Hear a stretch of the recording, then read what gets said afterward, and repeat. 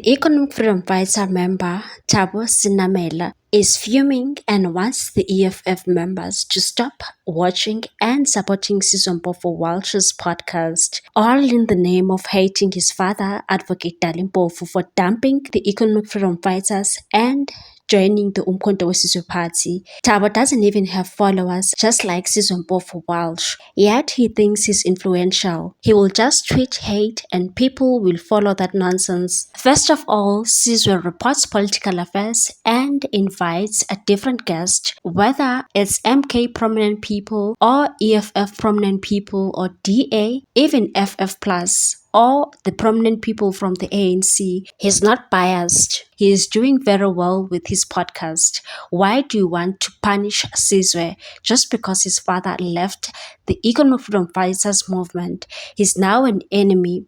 That's very narrow-minded and shady at the same time. Thabo took it to his Twitter account and posted a picture of Sizwe and captioned, "He's no longer part of us. We supported and followed due to affiliation. Now it's time to unplug everything that is associated with him and his father. We can't continue consuming information from Mamenemene." People were very angry on the comment section and condemned Thabo, and one said, "Nichaiwe ngoku. Nina Thabo aninayo eyenu podcast," meaning you guys are crazy. Don't you have your own podcast? Penwell the Black Pen also commented and said, "Sizwe is doing a brilliant job as a political podcaster. He's more balanced than the most. It's really sad and unfair to demand binary thinking from South Africans, to expect them to either be pro or anti without allowing for nuances. Please, can we all do better? SMWX is dope." Someone also said, "EFF people are naive, Shem. His narrative has been clear from the beginning. I think instead of insulting people on Twitter, you need to look at your strategy." Someone also said, "The meltdown in this party is amusing to observe." Another one said, "No need for us to unfollow him.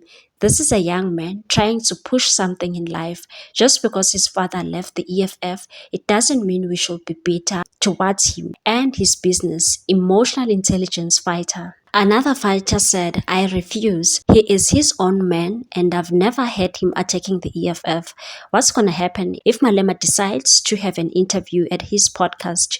He'll refollow him." Another one said, "When are you going to unplug that News 24 app?" A lot of people are on Sizwe's side and are not supporting his nonsense. We are now moving to the Sizwe Mpofu matter trial.